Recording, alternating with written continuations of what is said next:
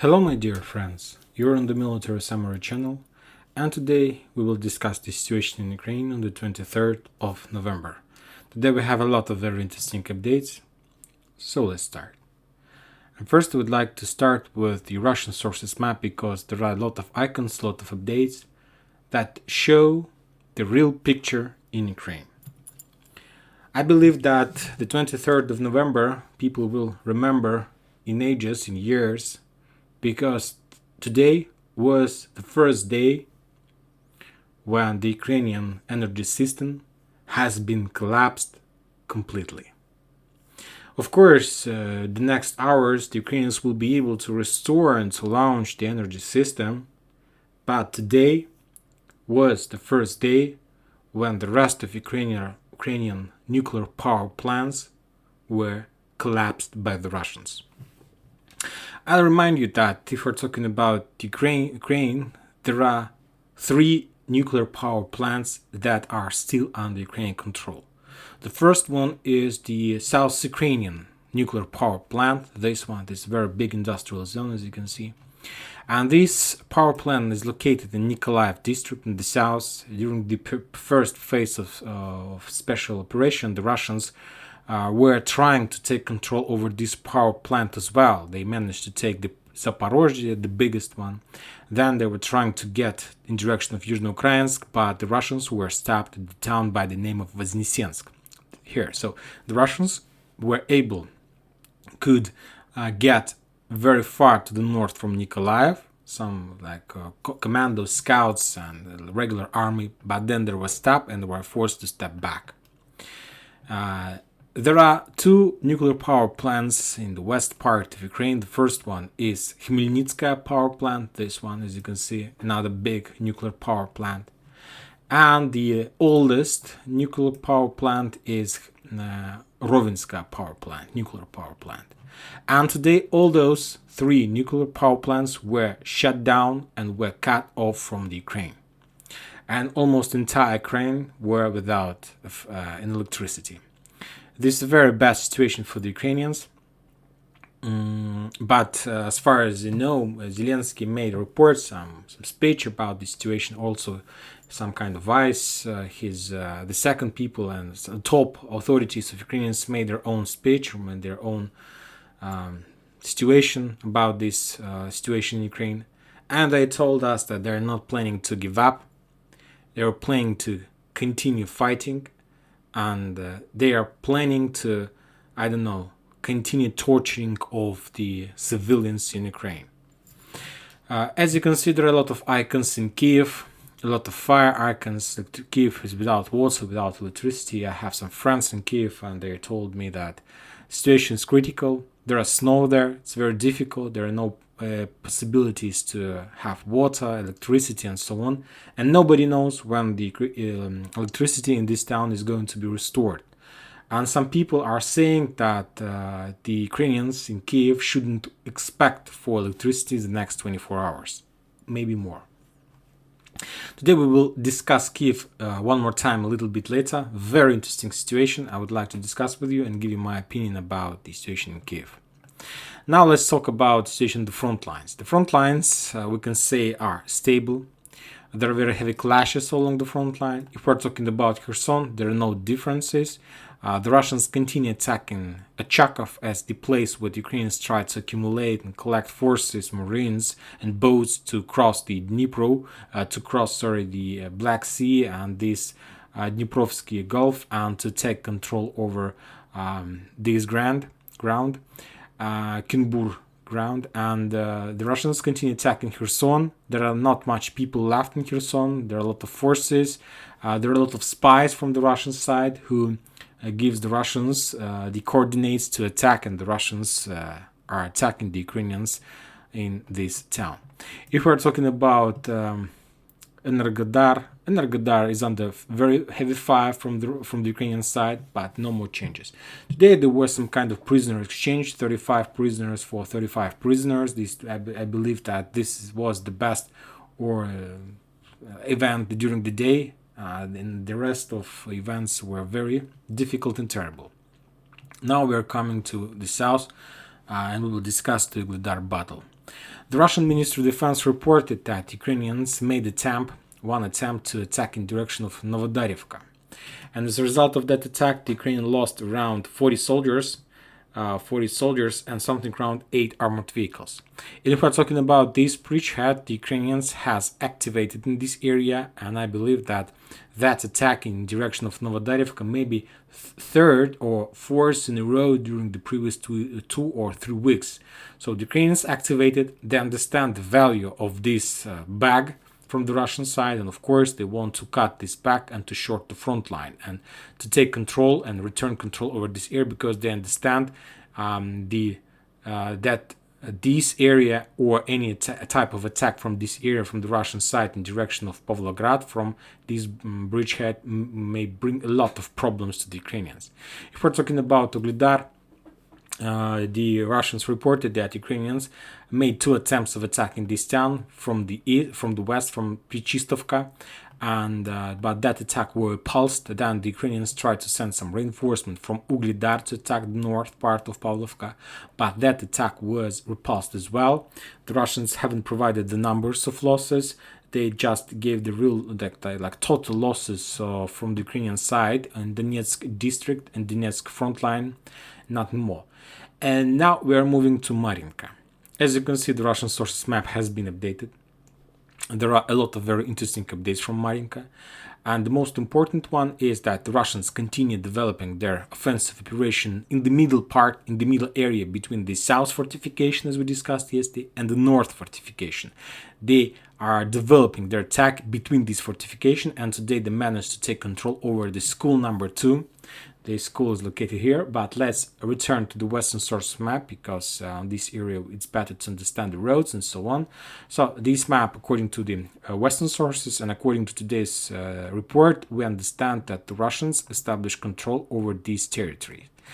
So as you can see, the Russians not just took the middle fortification this town. The most important thing is that they managed to cut the roads that connects the south fortification area and the north fortification area. Furthermore, the Russians got control over the only bridge in Marinka that connects the north fortification with the rest of Marinka.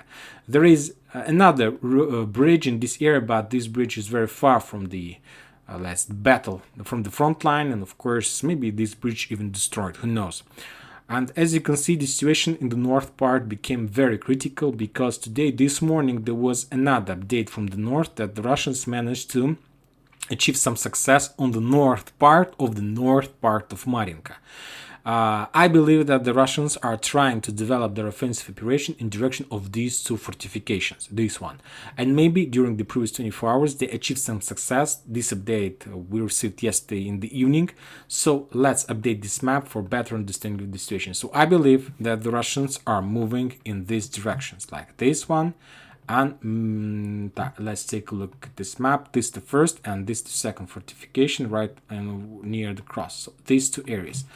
I'm not sure, I don't have any provements or evidence that the Russians established control over this area, but anyways, according to this information, we understand that the Russians, if they achieve success on the north, we can say that the Ukrainian fortification on the south, near the hospital, appeared in operational encirclement. Furthermore, the bridge that connected Marinka parts was cut off by the Russians, so this north fortification lost supply from the mainland from the south.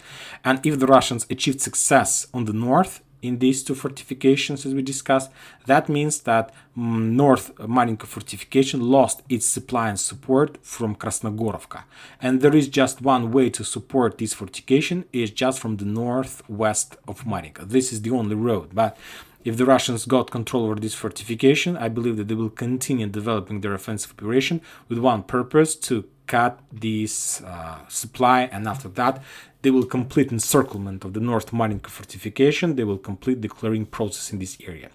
Furthermore, if we're talking about the south fortification, today some Russian sources reported that the Russians managed to take control over, let's say, the the big buildings on the borders, or with these small buildings. Though these buildings were taken by the Russians, and now the Russians continue breaking or penetrating the Ukrainian defense orders in the southern fortification area.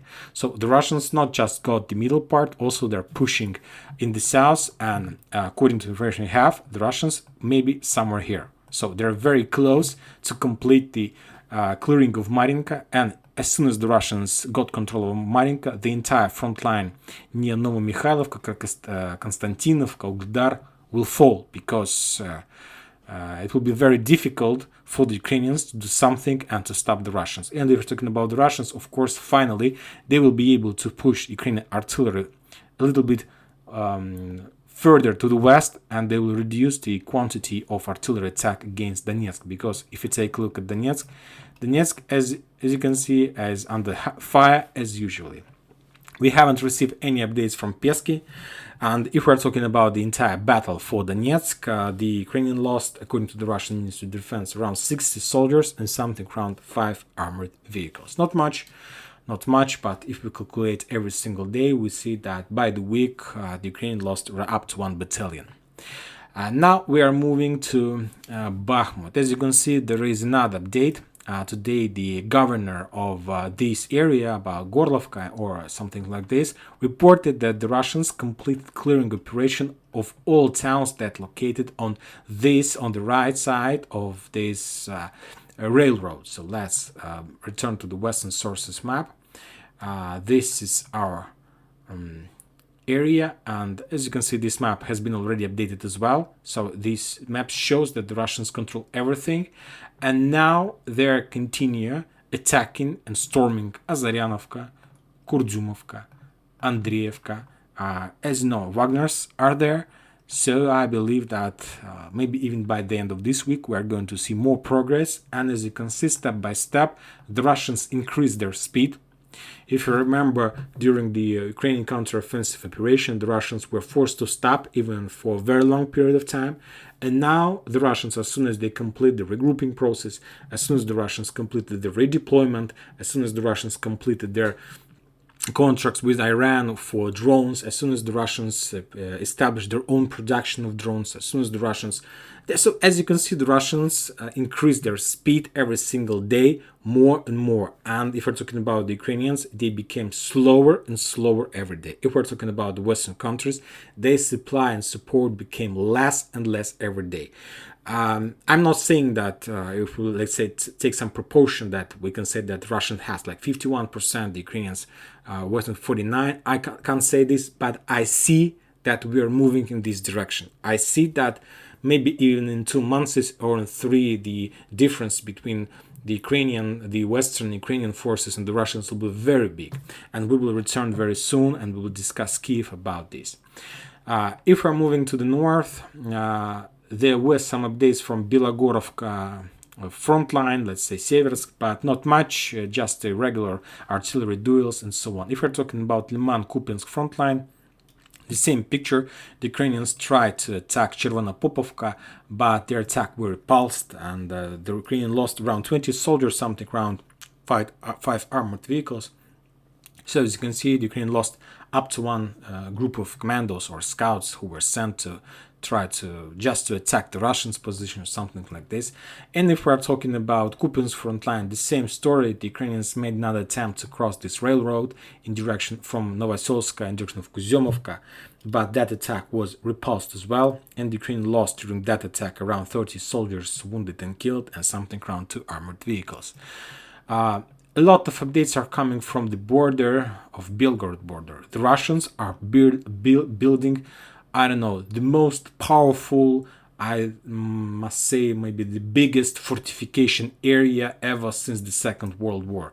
They're preparing huge fortifications with few lines, and some sources are saying that if the Russians prepare such a big fortification, maybe they expect that the Ukrainians will try to attack in direction of Belgorod, who knows, but fortification in front of Belgorod are so big, are so powerful, so just can't imagine, I can't describe you this situation. Furthermore, the Russians sent a lot of armored vehicles, a lot of, let's say, engineering buildings to prepare fortification all over the front line from the north, all over the front line in Ukraine in this theater of war. So it's very interesting.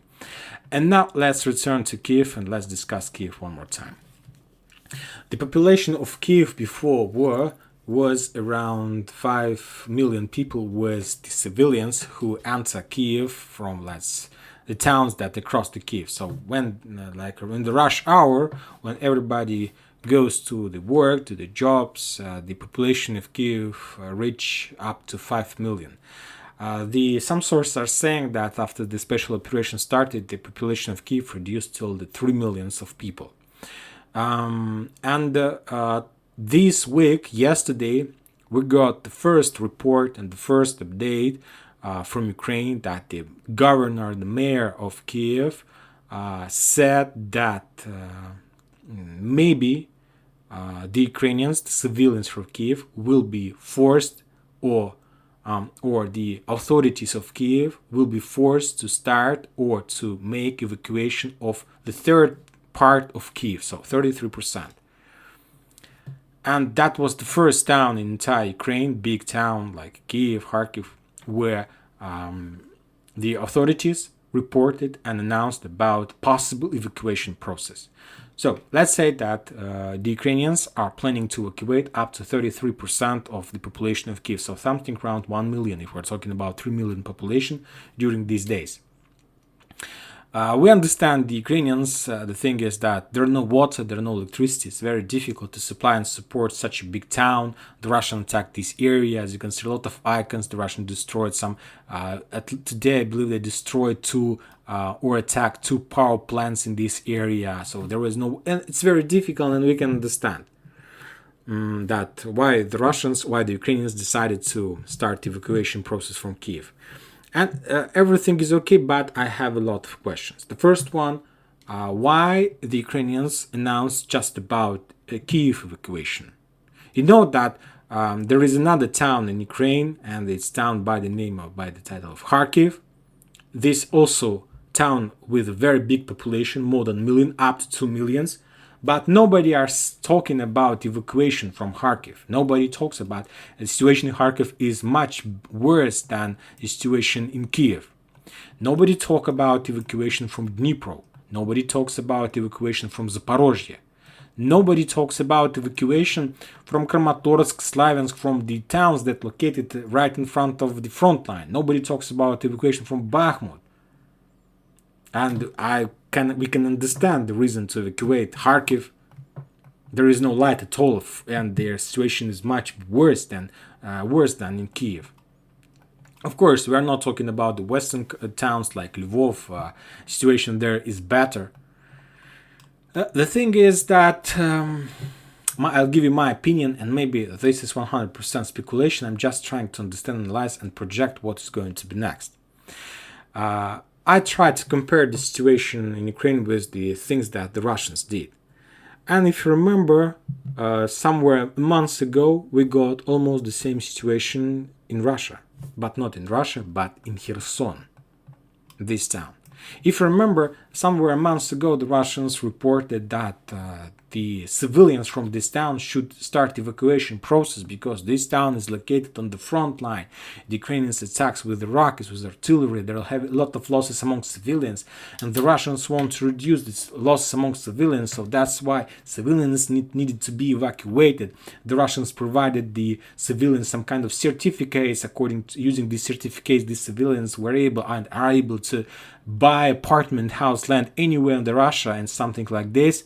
But months later, we understood that that was some kind of fake, because the Russians understood that they were planning to leave Kherson. So that's why they understand that the Ukrainians would, torture the civilians in Kherson, everybody who supported the Russians, and the Kherson was on the Russians for more than 7 months. So that's why the Russians started the evacuation process, and they they evacuate more than 150,000 civilians. So that's a lot. More than 60% of Kherson were evacuated on the territory of Russian-controlled territory.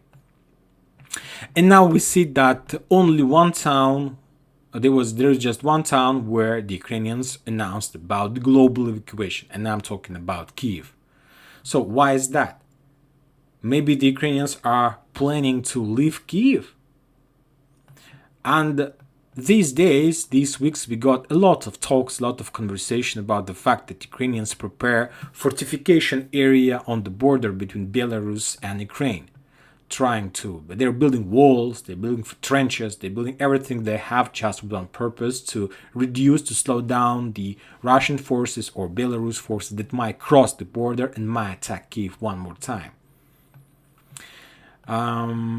If we're talking about, let's say, the second battle for Kyiv is possible, and to take Kyiv is much easier than to take any other single town in Ukraine, than to take Kharkiv or Kherson or something like this.